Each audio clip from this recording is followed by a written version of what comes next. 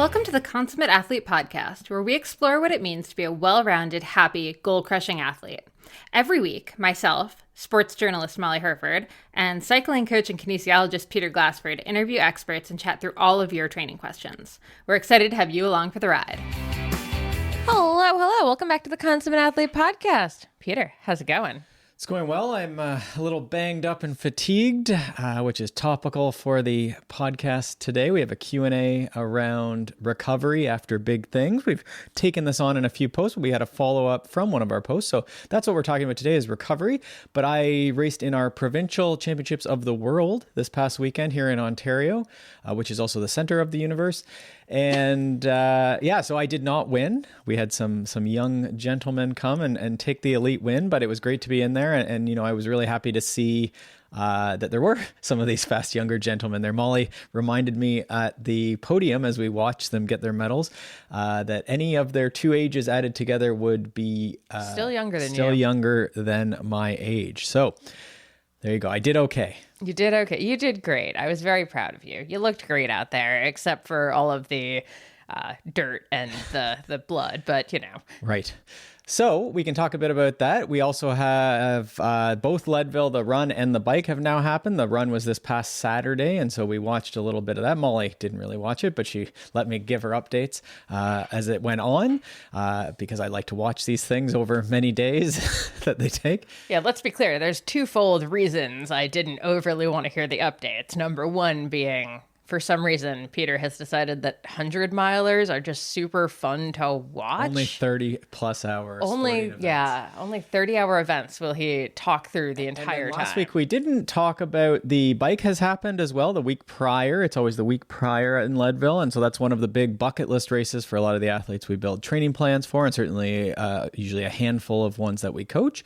And so that was really exciting to watch both the pro race, which you can follow a little easier on the social medias, and the YouTube channel actually was fantastic for the bike at Leadville this year. So we watched that. And then certainly kudos to the couple athletes we coached. We had some great finishes there, right under the target times, which was fantastic when everything goes to plan. And training plan athletes did, I think, pretty well this year as well. Nice. And I think what was interesting about Leadville run and bike this year is 3 of the 4 records got broken, and Keegan, the only one who didn't break a record. Looking at you, Keegan. Way to suck out there. Won his 5th Leadville won his title. 5th and was like, what, 2 minutes. 2 minutes off of his current record? They said it was very loose this year at Leadville, so he couldn't go quite as fast down a lot of these descents. Like the one main descent down Columbine has a lot of corners, switchback corners on it on sort of a gravel road, and they were just really blown out. So said he lost time there, and then it was a bit of a headwind on the way home, and he was solo by that point, so he missed it by 2 minutes. The sad thing is, I guess his race brain, as he put it, he thought he had finished, so he was sprinting as hard as he could, which I always think is like a good sportsman thing to do, is just finish as hard as you can no matter what. But there was really no rush for him because I think he won by 15 or 20 maybe more minutes, right? But he thought he was 2 minutes under his previous time. So even someone like that who's very dialed on his pacing strategy and stuff, sometimes your mind plays tricks on you or you screw stuff up. But he had a fantastic race, still very, very quick. I stand by whenever you're like in a situation like that, you go for it, because you never know if like you maybe started your watch like early or something happened, or well, I think you have time of day as well, so like I would say you'd be pretty sure, but sometimes a 7 turns into a 5 in your mind, and when you're cross-eyed from going that hard for that long, like it's probably better to just pretend that you might make it, like trick your brain. So highlights, we'll go through these 3 races and then we'll get into that Q&A today. 3 races, I don't know if we need to go much deeper on provincials, but the Leadville, which one do you want to start with? The bike we're talking about. So Keegan didn't get his thing, but still impressive. Kate Courtney from World Cup, and She Shreds is her new foundation/team. She came in and set the new women's course record. Yes, unseating the record that was previously set by Annika Langvad, and people were pointing out that's like sort of an interesting one. They were former teammates. It's like a great one. Like everyone's happy with it, to be clear. There's no like drama there. But it's interesting because like Annika was second at World Championships when Kate Courtney won.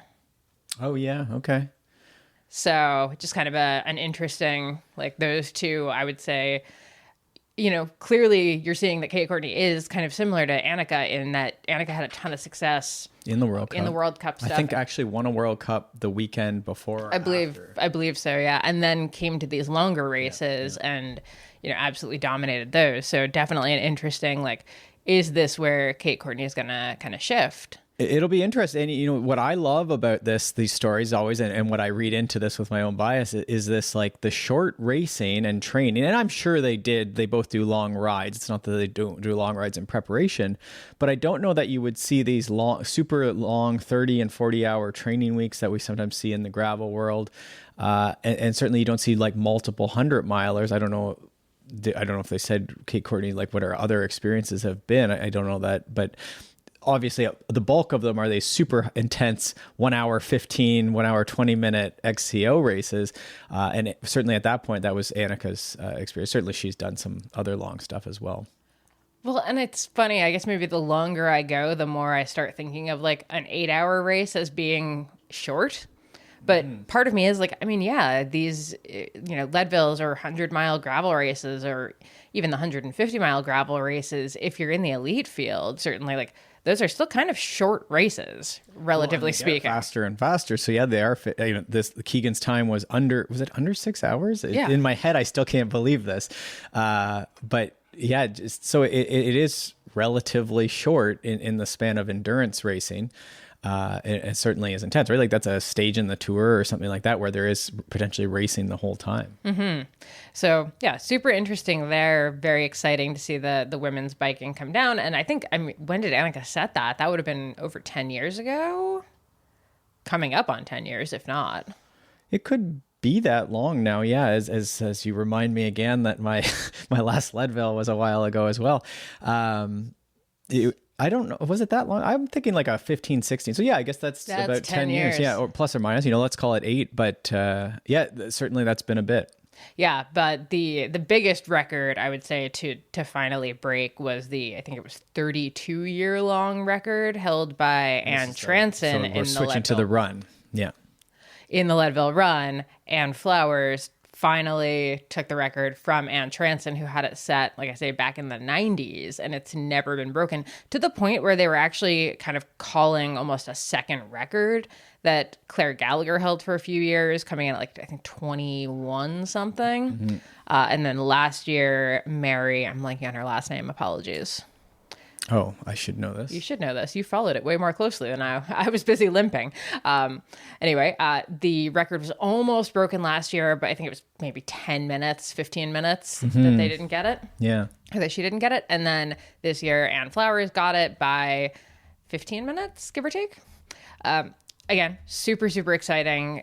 And I think what that shows to me, though, is Mary last year almost had it, and I think that demonstrated that it was possible to get it, because I think up until then, it's sort of like the 4-minute mile thing, right? Until Roger Bannister did it, no one thought you could do it. And then as soon as he did it, within 2 years, there were 20 people that did it or something. Sure. And I think that's a big part of your Strong Girl mission, right? Is that you have to see it to be it, or what is it? There's a saying like that. Yeah. I think that's the saying. Yeah. Yeah. So, but you can't be what you can't see. Yeah. So you have to see was this Ann Transon just this legendary person that couldn't possibly be beat by anyone, despite all the advances in sports nutrition and training and, everything else that's, shoes even are part of the running equation now too, right? So why are all the other records breakable, but we couldn't touch this? And so, yeah, it's cool. So like you said, 2 women went under 20 hours, and then one was the third place was just past that. And then it's Eat, Run, and Be Merry on Instagram is who had the race last year, who won. But it's Mary Denholm. So I pulled that up quick. And she's a great follow too. She's done lots of cool races, and it seems like a really cool athlete as well. And so she was in this thing, she was the Roger Bannister in this equation. Okay. So yes, no, she didn't quite get it. Right. So she was we can get close to this. Yeah. Okay. The Faith Kipyegon, if you will. Okay. Of the 4-minute mile that just happened. Yeah. Just almost and she got 4:06. So now we have to see if the women get close to that 4-minute mile. We'll see. I believe it. So and then of course David Roche came back. Western States went not as well for him, and then he came back and broke his own record pretty substantially, actually, which was it's great to see. We love David, and he always puts on a good show, and so just I don't know, like we weren't there this year. I was able to watch it more in person last year because we were there, but it just looked like a smooth, effortless day. I'm sure there was still some low moments, but compared to last year where there was a bit more stories, and maybe some of these will come out, where he struggled coming over Sugarloaf, like it just seemed like he just sort of flowed through the day. Yeah. Well, I mean, I think that's what comes from having done it before, right? Like he could make the game plan of like, this is exactly, we know this was the issue, so we can troubleshoot this and do this. So yeah, just very, very interesting, exciting. I think clearly the weather was probably pretty good this year. I know for the bike, there was a bit of the smoke and a bit of air quality issue, but I think in general, the temperatures looked pretty good. Sure. And yeah, I think it's really exciting. I think we're going to see more and more women coming under that record, to be honest, in the next couple of years. And I guess I had another note there that Ann Flowers was also second to David, a couple hours down, but like pretty, in the span of ultras, like close, but like second, like overall, which is always impressive and awesome when the women are in mixing it up. Well, it's funny because it is very echoes of Ann Transon, because she was also second when she set the record. Yeah, way back. Okay, so there's that. Was there anything else in either Leadville that stuck out from this past like super week of high altitude mountain racing? No, I think this is going to kind of come to the recovery like a titch. Will kind of I'll mention it, but like, you mentioned I didn't really want to hear about Leadville, and I didn't say part two was mental recovery. Is that what you're saying? Mental recovery, yeah. Molly's 365 days later, and yeah. I mean, it's.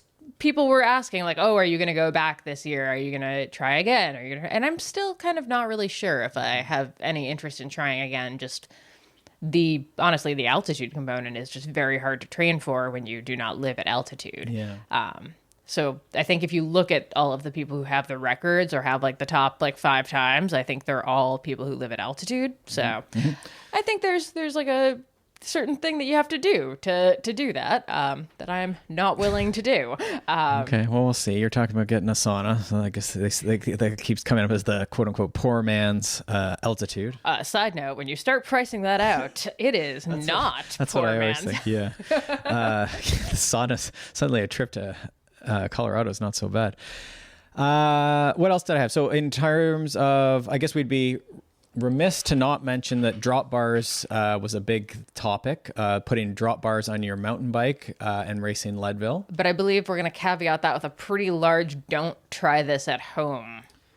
Well, or try it for the next year at home is the recommendation. Right? Like I think a lot of people forget Keegan actually didn't race them maybe 2 years ago because he hadn't got enough time on them to be confident descending, and so he did get then enough time, and now he's good. But remember that he's also a world-class mountain biker, so I think some people are taking it on as a like challenge, like, and that's been around for a bunch of years now, where like, can I do this on a gravel bike, or can I do this, and those bikes are only getting more and more capable. So I think it's a whatever if that's like what you want to do, but I don't think at any point, case in point being that Kate Courtney held onto the top of her suspension fork also don't try that at home. But there's just other solutions. Like most of us aren't going as fast as Kate Courtney either. So sorry, I'm just picturing so many people getting their hands like caught in their spokes. And like, having done that when I was younger, it would like some of the, like I've had a lot of bad pain from crashes in my life, but my hand went in the spokes. I wasn't doing that exactly,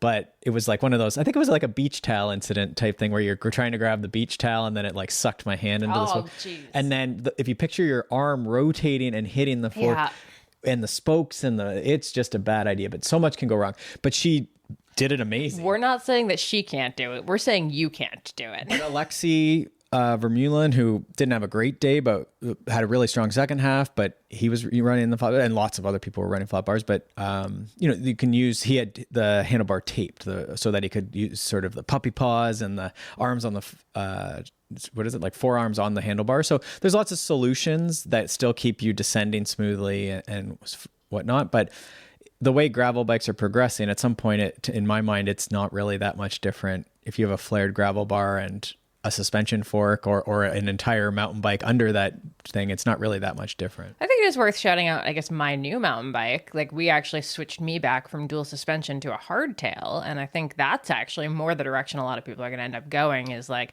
everyone got really into these all trail, like almost enduro level mountain bikes, and I think there's actually like a pushback to maybe go more on like a a bike that can do a bit more faster.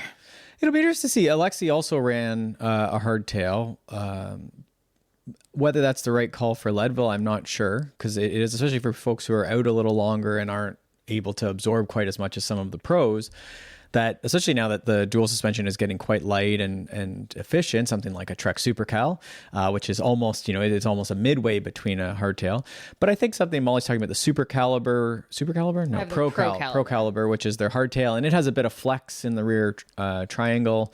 And now with the bigger tires and the inserts and the dropper posts, you can, for someone who gets used to it and really is able to take on a little bit more bumping around, I don't know. I don't think you're wrong that with like a 2.4 tire with inserts, you probably could get away if you're moving decently. Now, if someone was on the 12-hour pace, I don't know. I'd also say, though, if cost is an issue, you're actually better with the hardtail because you can get a much lighter one compared to like the heavier dual suspension you're going to be able to afford at like those lower price points. And I do wonder I think if you were a pretty good technical rider, but maybe lacking the fitness and like the finish time was going to be tough. So now there's going to be a lot more hiking with your bike, and climbing is going to be a huge limiter, but you are pretty confident at descending.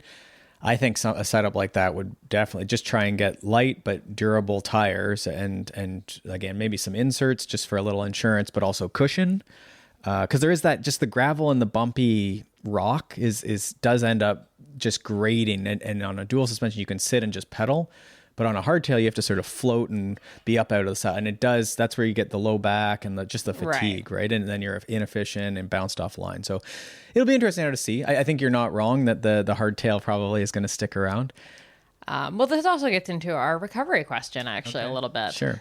So the recovery question we'll link to it in the show notes. We've talked about recovery after a long race or adventure a couple times. We've done some various posts and podcasts, and we have some links that we'll throw in the show notes. But this question kind of gets into updated guidelines for multi-day rides. So in this case, it's a 7-day, 500-mile ride, not a race per se, but days are long and demanding.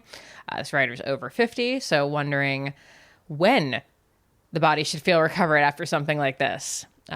They say it's typically a few days of lounging around and some cool down rides, but really wondering about the overall impact on one's body over this type of thing, physically as well as psychologically. Mm-hmm. Well, I mean, I think they almost know the answer to the question. I don't know if they're just like pegging us with a question. But I think this is our post on this, the recovery after a long race or adventure is the name of the post. You can Google that probably and put Consummate Athlete behind it. And so it lays out a few different things. It lays out the way you can look at something like a TSS, do the performance manager chart and try and like math it out a little bit. But there is that element of the psychological, the neuromuscular, the muscular fatigue. Some of that stuff isn't captured in these models of fatigue. They're really saying you've trained this much before, so you have this much quote unquote base fitness.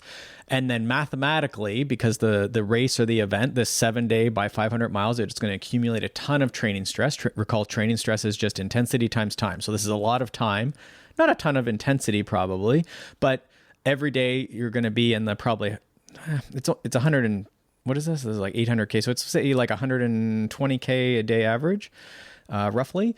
And so not jumbo days, but it does depend how long are you out in the sun. And so the math then would be, okay, this is probably a lot. You're going to have this big impulse and it's going to put you down into a hole, the fatigue, and then that's going to come back up over the course of a couple weeks.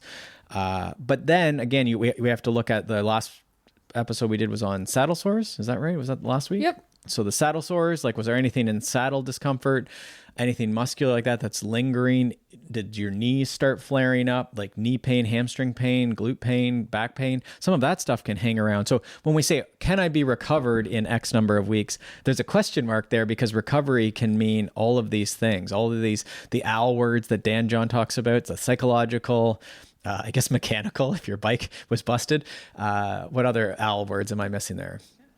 Physical, mental, emotional, psychological, mechanical. And all the little elements wrapped up in physiological, I think, is what we're often asking. But yeah, you could just be like, in Molly's case, she's not quite ready to go back to Leadville. And I think that's fine. I think there's lots of people who are done with it, but then there's also people that just need, it could be years, I guess, to like recover from just the effort of doing something like this. And the effort isn't just the race day emptying the tank. It could be all the build up to it, right? Not that you didn't even enjoy it, but it could be that you just don't want to commit that time again. I'm not speaking to Molly specifically on this. Or that money.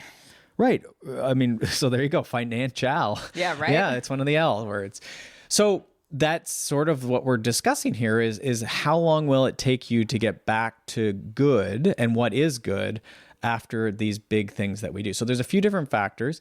We generally will reference Linda Wallensted's article for this as well. It's referenced in our article, but she has one for recovery for endurance mountain bike races, which is older now, but it's a fantastic post. And so that one, she sort of references, let me pull up this other thing here. She references a few different things, questions to ask, because this event that this person is describing, let's keep using that as a base, it could look like a individual time trial where you're just trying to set the FKT, you're trying to ride across a state or something like that. That's what this sort of sounds like to me. Like I'm riding across Ontario, or I'm riding across, what's a state people ride across? Pennsylvania, something like that. I don't know that really many people ride across Pennsylvania, but sure, I guess. Sure they do. It's big. So we have a few questions. So you want to know the state of the person when they came into it. If you were doing endurance races, you just did 200 milers and then you jump into this thing beforehand, your state coming into this is you're already in a hole. And people do this often. They're racing and they're racing and they're racing, or they overtrain beforehand. Maybe they have some life event. So it's not just the training load, but the life stress coming into it and you're just in a hole. You haven't slept because your business went bankrupt. And then you do this thing. You could see that after something like this, you are just in such a deep hole and depleted. So you can see how that resting state, when someone asks me, how long till I get recovered? Well, we need to know the whole story. So that's an important starting question, is what is our starting point before this thing? Then we say, well, how prepared were you for this? Because we've talked about our friend who did the BC bike race. I don't know if we usually say the race they did, but now we've told you. And they didn't do anything for 6 weeks because of their job. They were in like isolation, for 6 weeks. Really makes it sound like his job was being in prison, but his quote unquote job for 6 weeks was mandated by the state. So did you prepare? Are you prepared for the task, right? So at provincials this weekend, not that it's a massive thing, but you can see people that it was a very hard climb on this course, like 5-6 minutes of, we'll call it vertical single track. And you could see that people were just like, wow, like I have not trained this. Like where I live, I don't ever ride single track or steep single track.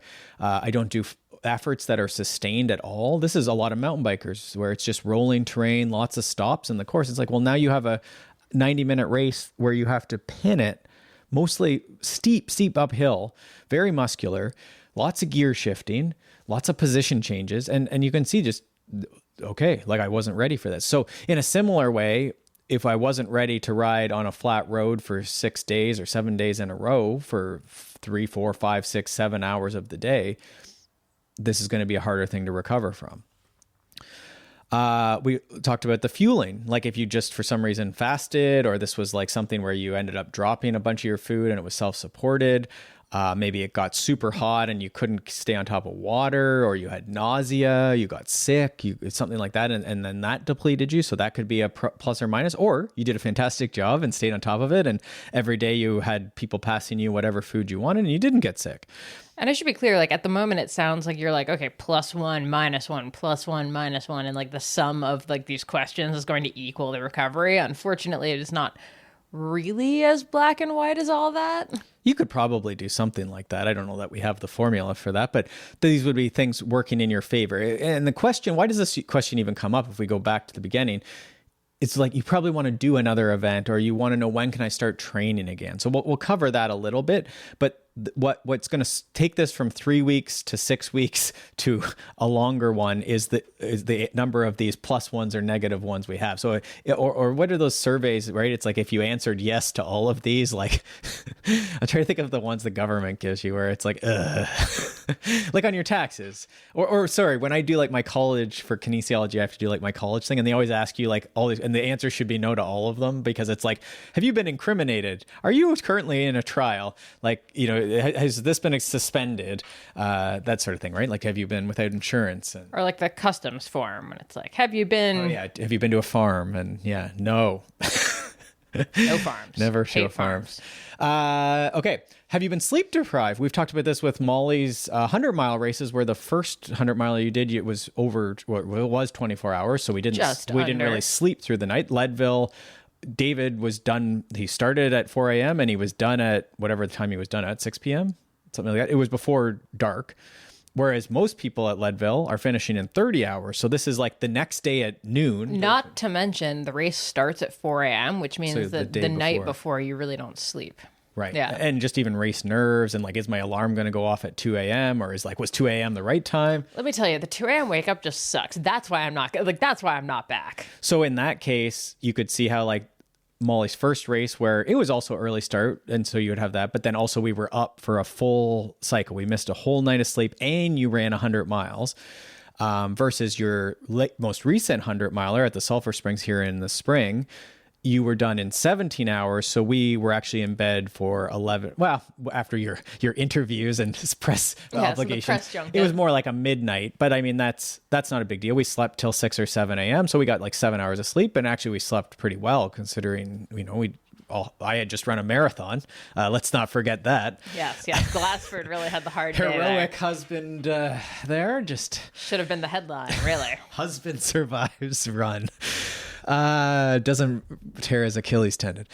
Okay, and then how deep you dug in the race. So this would be even interesting, like how deep, if we take David's situation. David won by 3 hours this past weekend at Leadville, but also broke his course record. So I would imagine he's going to have a pretty good recovery load off of that, but he trains very, very well and consistently. And so I would think he's actually going to bounce back pretty quickly I don't think he would call himself a professional athlete, but someone who I think trains like a professional athlete.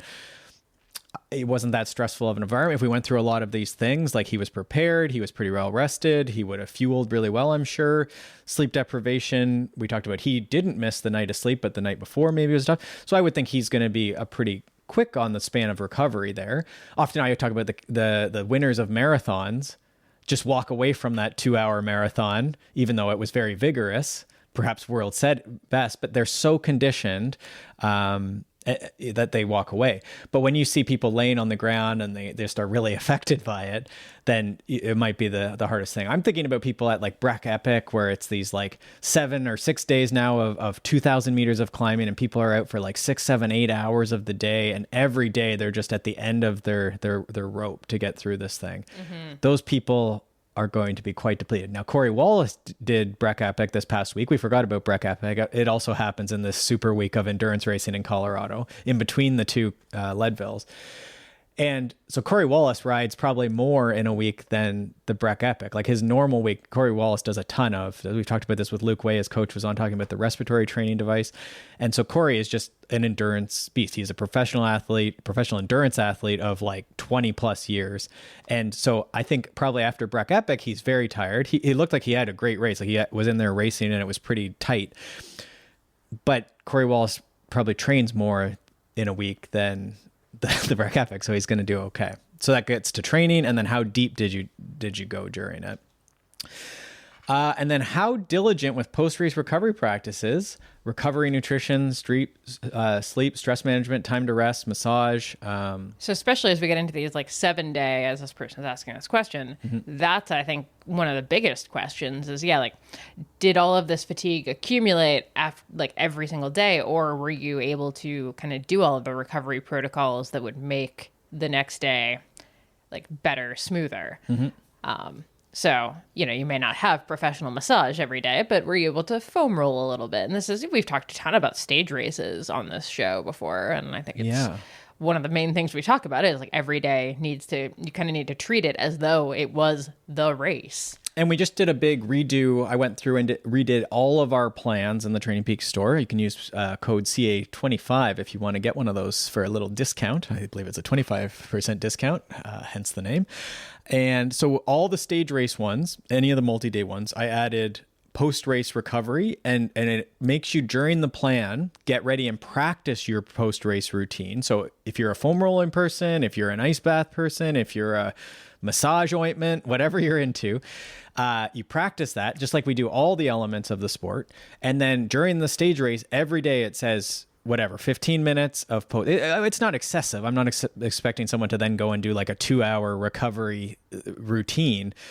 But whatever those things are, those core recovery practices. So it probably should look like recovery shake or meal. It should probably look like some sort of deep breathing whilst doing yoga or mobility or stretching or napping. I tend to just like, you pick the thing, but you got to believe in it. It's sort of like when we talk about supplements. It's like, find one, not too many, and just believe in it as much as you can. Do it regularly and as recommended.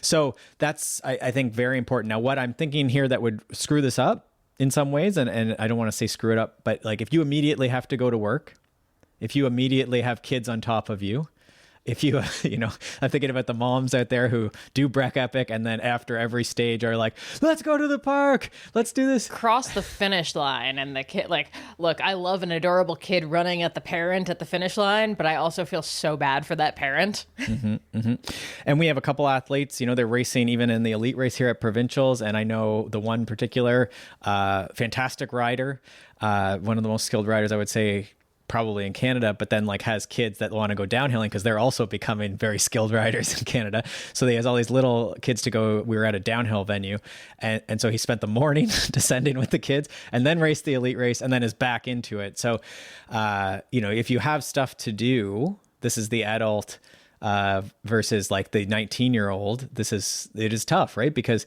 we are selling a house and moving this week, whereas most of the people I race, I think, are just probably out doing recovery spins and going to coffee shops and on to the next training session and race and everything else, right? So this is the element, is that sometimes the recovery gets affected by life too.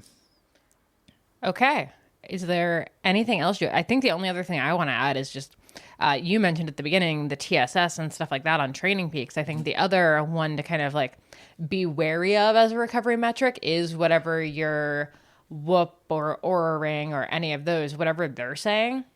Because again, they're not taking into account the psychological or the muscle strain or any of that stuff. Especially the muscle soreness is the big one that Marco from HRV for Training always reiterates, is like, even though he loves HRV and he has this product, we have to remember that these other aspects must also be considered, because psychological stress could be accounted for in an HRV measurement, right? Like sometimes if you're stressed, it would tend to do it, but sometimes you're not disrupted by that. And there's also like a difference between like stress, like you had a bad race, or you're like something like is really going on, like our move, that would probably have like a bit more of an HRV impact, versus just a bit of mental fatigue and maybe even like a bit of ennui, like the post-race blues that we talk about. And right. I think it's important to acknowledge and respect the post-race blues, or like the post-race just want a break feeling of like, I don't want to think about training. Mm-hmm. I think we too often try to just like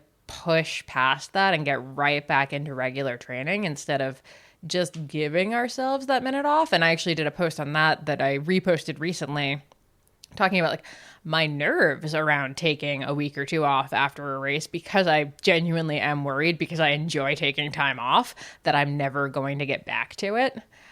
Turns out, spoiler alert, yeah, you get back to it. You do start missing it eventually, but I think if you don't give yourself the time to miss it a little bit, right, then you didn't like give yourself enough of the recovery time you probably needed. Yeah, and so I don't want to lose the HRV spot, but I do agree. And we have a few athletes that have been, quite overweight in their history. I don't know if that's, I think, an okay way to phrase that. And so there is I can see how there would be like a psychological element there. Now, we can acknowledge that and we can sit with that, but we probably also can, this is where the therapy is important, right? And it's not saying that as a punishment, but we know ourselves. And so there is a balance there where we need to be careful that the exercise isn't just all good too. We talk about it as it's the cure for everything, but there is over exercise. And one thing that both of us are always cautious with athletes is, we can have an eating disorder or we can be overtraining. And these are two sides of the in and out equation. The equation spits out the same number at the end, right? You can overdo it. So we want to be careful that we don't just are if the goal is to do well in an athletic event and to do this for health, then the recovery on the back end of something like a Leadville or a cross Pennsylvania challenge, there's going to be this race and they're going to add us and they're going to be very upset that we've done this. But I don't want to lose the point there that we need to be careful with that sentiment. We can sit with it. We can talk about it with a coach and then certainly with a therapist if it's a big one. But we want to be careful there. Mm-hmm. So HRV. Back to HRV. So I think this is an element of the answering the question. We triangulate these things. So we say, if you're out of baseline, not high or low, again, if you want to read anything, Marco's been on the podcast a bunch of times and speaks really well to this. It's not that your HRV or your resting heart rate are low or high. It's that it's disrupted from your normal, not from my normal, but from your normal. So if you just started using any of these things, it doesn't matter because they're not going to be helpful. I was just going to say, if you've started using this to track your recovery, it's going to be useless. Right. Sorry. If you just got it for the race to like monitor your recovery, that's not the point. The point would be that for 6 months of good training, plus I think I'm on 12 years of using this HRV for training thing. So I have a lot of data. I have a lot of examples of going through training cycles and how I respond, not how you respond, but how I respond. And then if I go and do a race like I did on the weekend, just this provincials with a crash, and we're being cautious here as far as concussion stuff. So things look okay, but I did like hit the deck pretty hard yesterday and went pretty deep. Again, we talked about chasing the 19 and 20-year-olds around the course. So it's going to take me a bit. Now, today, if the HRV was really high or really low, or the resting heart rate was really high or really low, well, then that would support that yesterday was a big deal. Now, often, and this is the frustrating thing, is if you've been training really well and are fairly high conditioned, there actually isn't disruption to the physiology. And that's what Marco would say is, that's good. There isn't disruption. So we don't need to penalize you, but we do need to be careful that the motivation and the muscle, the muscle soreness and any injuries, saddle sores, my neck, my hip, my knee, from the crash are observed and allowed to recover. I don't say, oh, my HRV is in normal range, let's go. It's, oh, that's actually pretty good because like hopefully that's a good sign that like as far as concussions and big long-lasting fatigue and disruption to my system, I'm okay. So it's one part of the triangulation, but you do need to be rational. Like this machine is not going to be able to tell you all aspects, at least yet. I don't see a world where that will happen, but who knows? Great things ahead, I guess. But that would be a factor. So HRV, use it if you have it, but that's just one element of triangulation. Now, what I've seen is for some people, this can actually be disrupted, again, higher or lower for a week, if not longer. And then it normally comes back after we take rest. Mm-hmm. Yeah. Okay.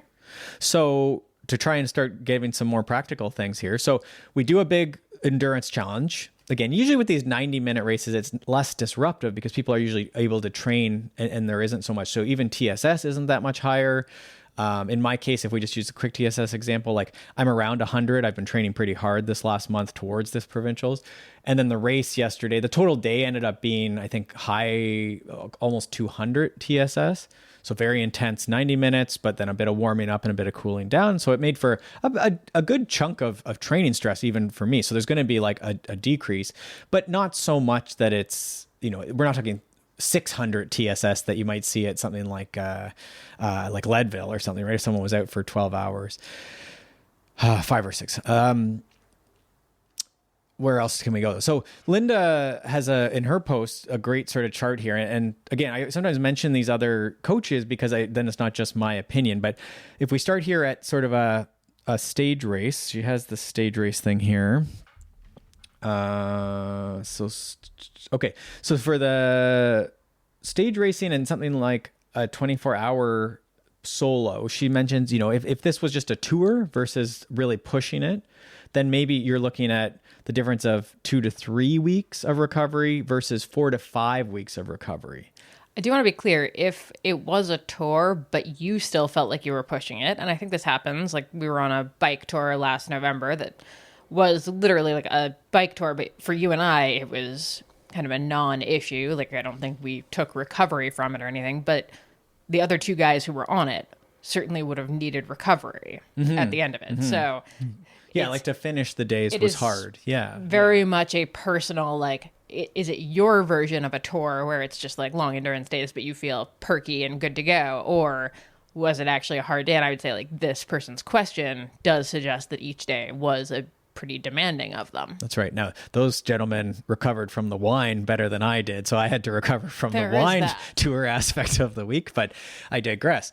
I will say we had an athlete in their 50s, 24-hour solo, went really well.